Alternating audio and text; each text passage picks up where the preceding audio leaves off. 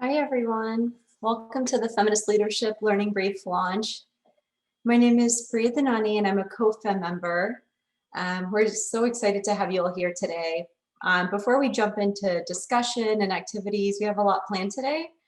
But just want to thank you all for joining us and want to acknowledge that there's so much happening in the world right now, and that there's a lot of people that are hurting and healing, and whether that's women and girls in Tigray or communities in India and Brazil, young people in Myanmar, or Black men and women in the US.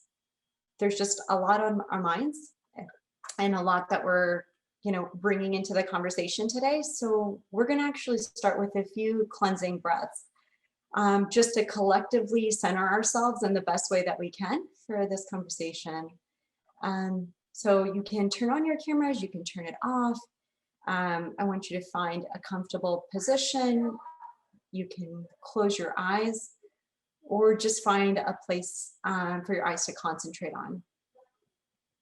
So we're just going to take a big inhale in. 3, 2, 1. Hold your breath for just a second. 3, 2, 1, and release. Let it all out. Take another really big inhale in. 3, 2, 1. Hold. 3, 2, 1. And release. We're going to do it one more time. Let's take a really big inhale in. 3, 2, 1. Hold. 3, 2, 1. Let all the air out of your body. Anything you've been holding on to, let's just let it go with our breath.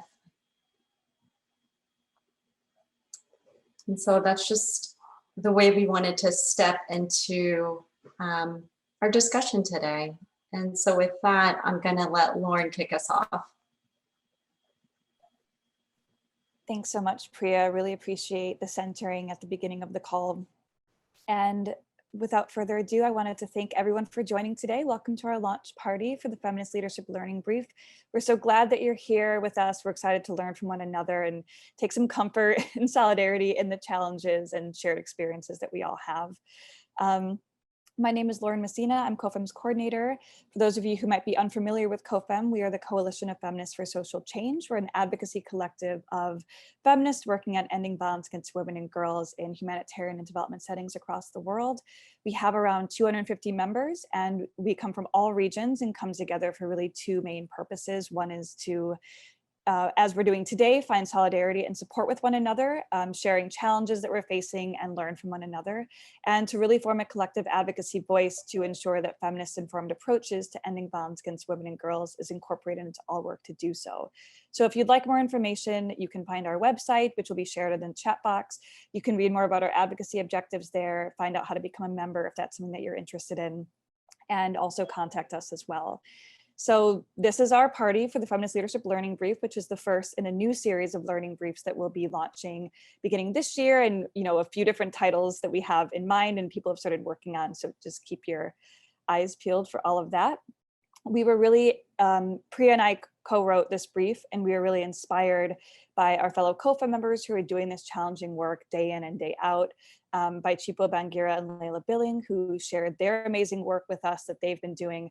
And we really just hope that this brief sparks reflection and conversations of your own as well, as it did for us, both in writing it, with sharing it with the larger COFEM team and membership, and getting feedback and reviewing, and finally, incorporating all of those suggestions and experiences and thoughts to launch it to the world. So we also just wanted to say that this is really a drop in the bucket. This is a small part of a larger journey, both for us, but also for all of the amazing people that have been writing on feminist leadership and working on feminist leadership for such a long time. So we really encourage everyone to seek out other resources as well. So we've shared a list at the end of the brief that we hope you take a look at. And there's so much more being done on this topic, and we would love if you find anything to share it with us as well. You can tweet at us, you can share it in on the website on a link, you can email us at any time. We're always just trying to become a part of the conversation, and we're on this journey together. So please do share your name, where you're calling in from, in the chat box while you're here today. We look forward to hearing more from you. And without further ado, I will pass it over to Chipo Bangira. So thank you so much for creating this space. It's such a pleasure to be here with all the fierce women, just for us to think about the state of our world in terms of our leadership. What sort of leadership do we want that will enable all of us in our diversities to flourish? And I'd like to really applaud you for the good work that you're doing. So I've been asked to have this conversation with Leila, just for us to begin by framing the whole conversation around feminist leadership. What does it mean? What does it offer us as individuals, but also as collectives that fighting for women's rights, that are fighting for gender equality? I would like to first start by drawing from my childhood images, because they offer me an important political essence. I'm just trying to think about my grandmother, the role that she played in rebuilding her community after Zimbabwe gained its independence. Just to think about the way that I was nurtured by my family, my mother, the way she built and led my family with love, with kindness, but also with empathy. And all these really shaped the person that I am today. I am standing here because of the women that fought for our rights, the women's movement that is still, even up today, playing a critical role in our communities. I also think about the ways that the women continue to create new ways of being, new ways that are inclusive, that are transformative, and new ways that are generally just soulful. Because many a times when you look at the type or the kind of leaders that we have in our communities where we come from, they are characterized by toxicity. They're very patriarchal in nature. They tend to exploit. They tend to exclude those that do not have power. But what I've also learned from my ancestors and from the women that have come before me and the women that I'm working with is that we need to change the way that we lead as individuals and in our collectives, in our institutions. And that's basically to say that's what feminist leadership is offering us. It's offering us that new way of being. It's offering us the tools and the strategies to say, is it possible for us to have this conversation around how we exercise power as individuals, how we exercise power as collectives in the different spaces that we find ourselves in, but also to say, when it comes to the issues of identifying those oppressive systems and structures, how do we move as a collective in articulating some of the challenges that we face? We know the impact of capitalism, what it has done to us, and how it's contributing to the so many challenges that we are facing. Think about issues of climate change.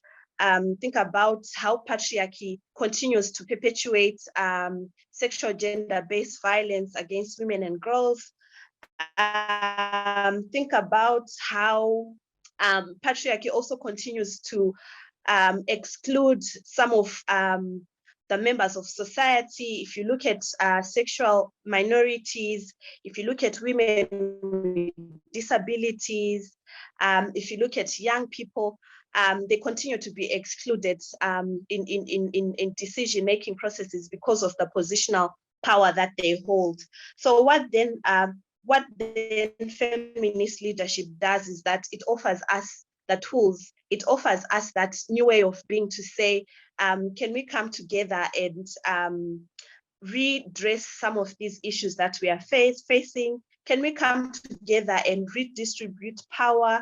Can we come together and redistribute responsibilities so that at the end of the day, we do not put the burden on one community in society? And I also want to speak to one of the lessons that I've learned in the women's movement, especially when it comes to issues of well-being, self-care and collective care. And I think that's one of the critical things that feminist leadership also provides us, because many a times we tend to do work that is exhausting, we tend to give out a lot, but then we forget that we are also wheels, we are also centers of energies. So how then do we also get to refill our cups so that at the end of the day, as we are giving out, we are also finding time to refill our cups. We are also finding time to re-energize ourselves and so forth. So I've really learned a lot, especially when it comes to issues of self-care and collective care. How do I hold the space for myself? What are some of the tools that can I use? But also, how do I also hold the space for other people as a collective? And what feminist leadership also does, that it questions us and pushes us to create organizational systems and structures, policies that are dynamic and energizing. I really liked what the feminist movement is doing in terms of finding those innovative and creative ways of being, of energizing ourselves and so forth. And I feel that COFEM is really playing that role in terms of creating this space where we come together and co-create knowledge in terms of how do we build such organizations. It also offers us an opportunity to address the different questions of inequality, issues of patriarchy, issues of homophobia, capitalism, and racism us. Maybe the last thing, now that we are in this context of COVID-19, and I think one of the challenges that feminist leadership also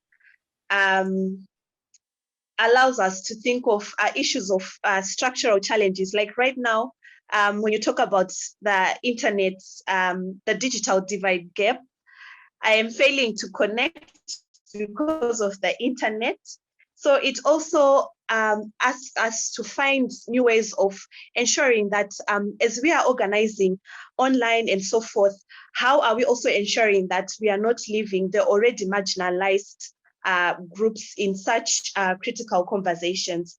And then the last thing that I would want us to also think about when it comes to feminist leadership, it gives us that framework in terms of thinking around issues of integrity, issues of trust, issues of transparency, and accountability. So as an individual, how do you also hold yourself accountable as you hold others out there in the public spaces accountable?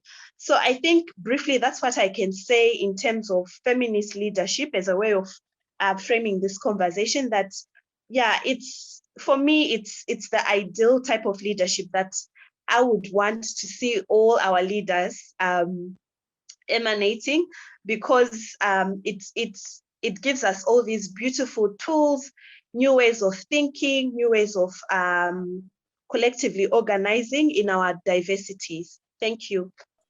Thank you so much, Chipo, for giving us insight, into your feminist journey. We're so incredibly inspired by it. And I know that when Lauren and I were writing, we were thinking so much about the work that you and Layla have done through our own learning. Yeah, hi everyone. Yeah, I'm still thinking about the really rich discussions we had in the breakout groups, and thinking about this point that someone made in the group about, you know, this whole practice of regular self-reflection is really, really important. And it's important because as feminist leaders, you know, we have to kind of hold ourselves accountable to certain things. So going back to what Chipo was saying at the beginning, and to me, this issue of accountability is really interesting. It's such an important and interesting part of feminist leadership. And I say it's interesting because I think feminist ideas about accountability are very different from those that we often see around us. You know, they're very different from how accountability is often taught in mainstream leadership paradigms.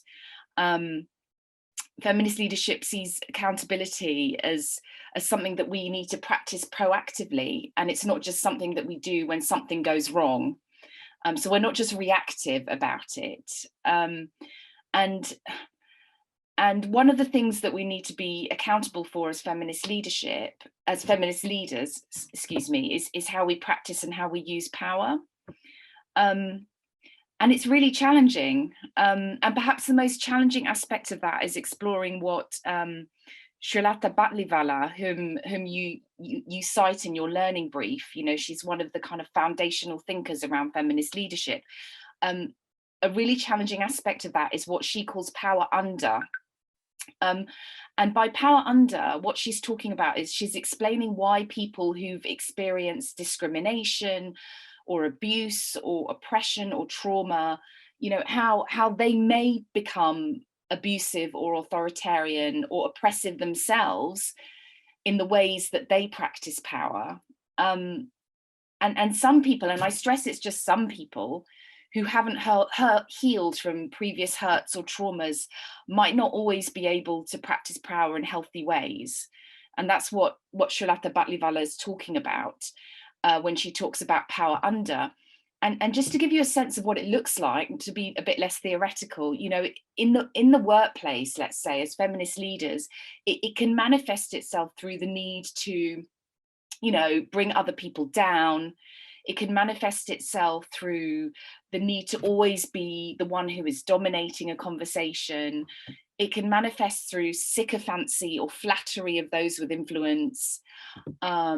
It can manifest through this idea of overt obedience. You know, on the surface, you're kind of complying, but covertly you're sabotaging. And it can manifest just through insecurity. Right, insecurity in the way that you express your leadership behaviors, which might result in something like you being unwilling to share power. So it's really difficult work. It's dark night of the soul work that as feminist leaders, it's still really, really important for us to do. And I'm hoping Chipo's back and can kind of speak to this a little bit more about the hurts that we carry, that we bring into the workplace, and how that shows up for us as leaders. Thanks, Layla. I hope you can hear me.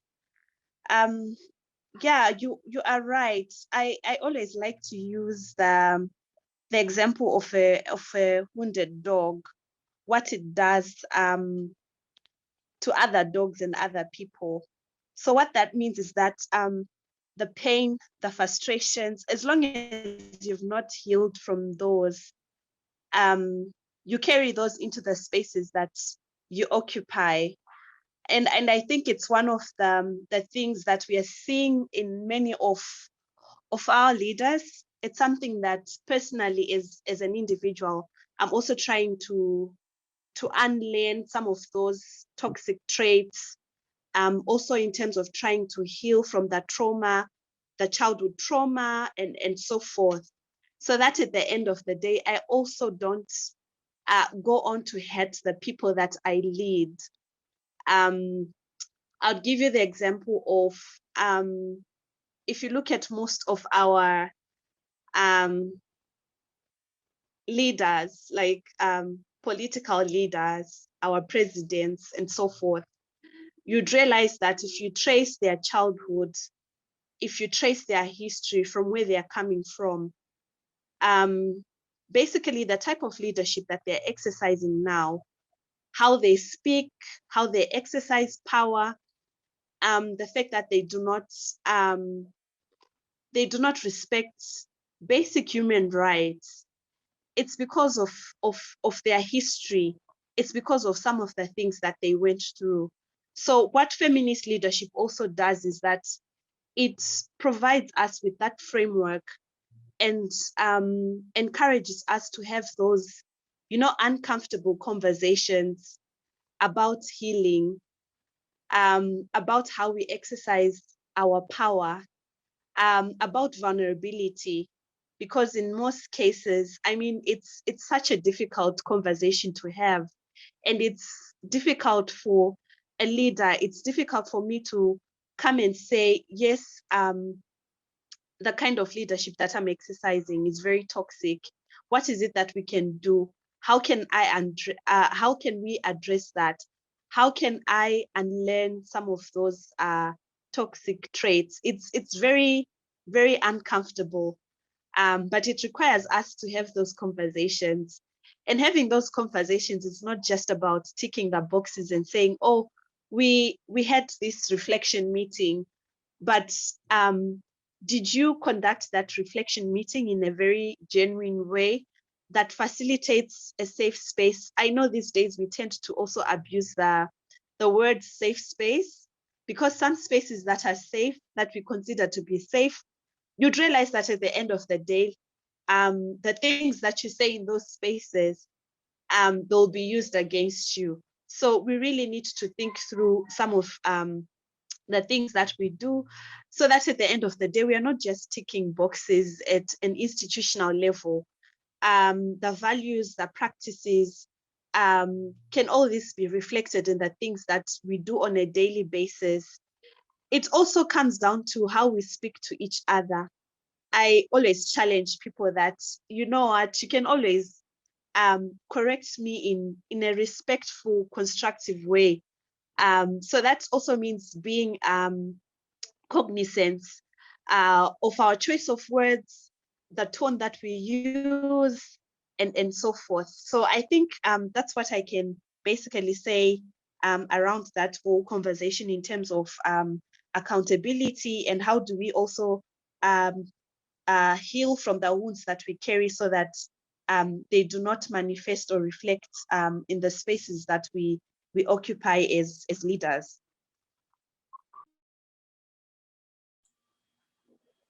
Thank you, Chipo. And just to go off of that, we think it's so important through feminist leadership that we hold space for others to heal, and working on our own healing processes.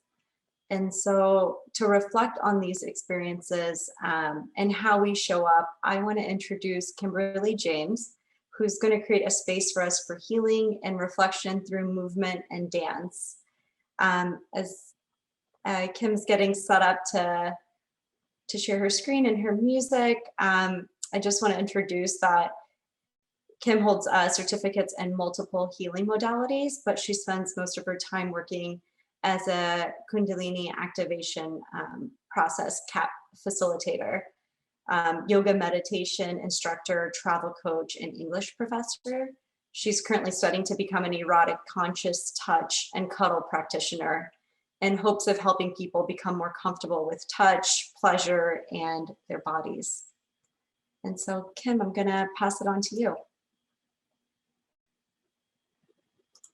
I'm muted. I haven't learned that in a year. Thank you, Priya. It's so wonderful to be here and lead this movement meditation. So I'm going to invite everyone, you can keep your cameras off or turn them on, and I'm going to invite you to stand up if you're able. If you're not able, you can stay seated. I'm going to stand up and move my camera so that you can see me. My head might be cut off a little bit. And so we're going to do some dancing. But I'm going to begin with just a standing or seated meditation. So standing or seated with your feet just planted firmly on the ground. And close your eyes if that's comfortable to you, or you can just softly gaze down at the floor. Taking a moment just to breathe here.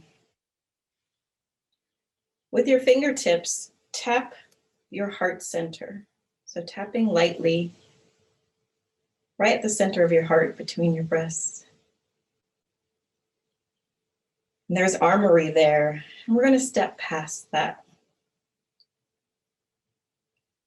Continue tapping and bring awareness to the heart center. In the heart space, investigate the nature of the heart. The nature of the heart is pure compassion. It sees all things. It accepts all things. It includes all things. It is pure compassion. With the power of compassion, you can handle anything that life gives you. You can lead. What is it like to be in the heart? Find the space and open to it as if you are stepping into the room.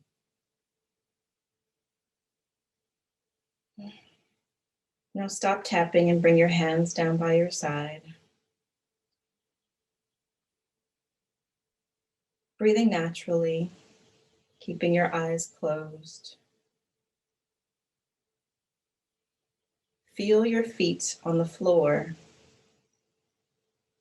your energetic feet. One of a gigantic web of light. Each web of light are roots intertwined with the earth's field. Tubes of ruby red light travels from your heart down the body, past your stomach, pelvis, down your legs and feet to the center of the earth. Feeling grounded and connected to Mother Earth. You have on your feet ruby red boots. Feel them on your feet. These boots are intertwined. They are one with, they are the emanation of a manifestation of the earth field. You will use these boots as a reference back into the balance of this open, grounded field. It's a mnemonic device. You will put them on in the morning before you leave the house, and you will walk down the street into work, and nothing can touch you. You are open, grounded, protected, supported, nourished always. You are fierce. Now with your boots on, you're going to move your body to the music I'm about to play. No one's watching you. Just move and feel the energy of the earth supporting you. Feel free, release the energy, and dance.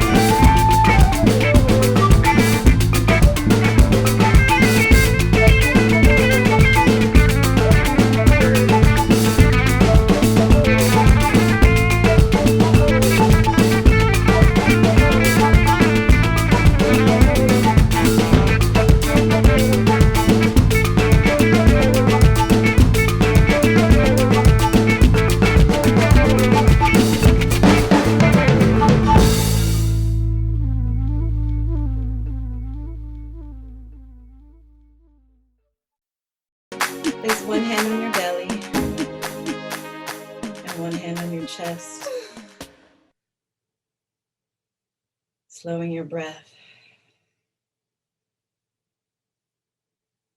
Feeling the energy you've created in your body. Feeling grounded, connected to the earth.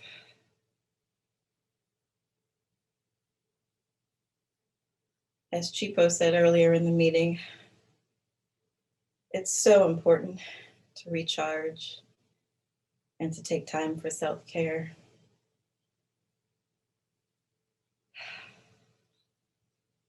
So remember, you can always come back to these red boots and put them on and walk into the world with compassion, knowing you're supported and feeling fierce.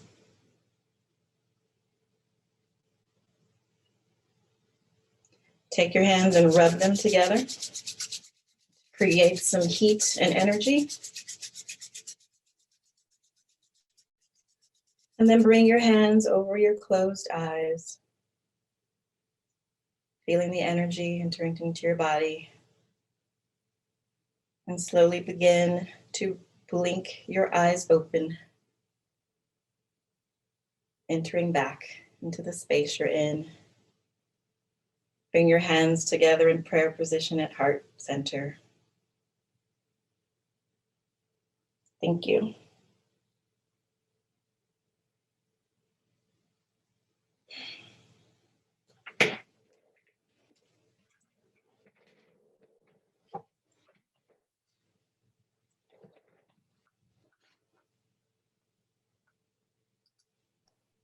Thank you, Kim. That was so lovely. Thanks for ending us out on a good note. And as Priya pointed out earlier, apparently today is the International Day of Dance.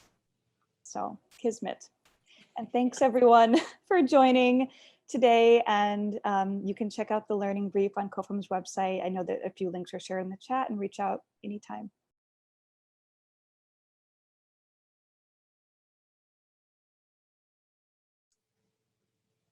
Thank you, everyone. That was so much fun. And you couldn't see on camera, I have to show, I have these fierce red boots on. So I did this meditation and I had to go out and buy some red boots because that's what came in my head when someone facilitated the meditation. So go get yourself some fierce red boots. Love them. And thanks for making it a real party now, Kim. You're welcome.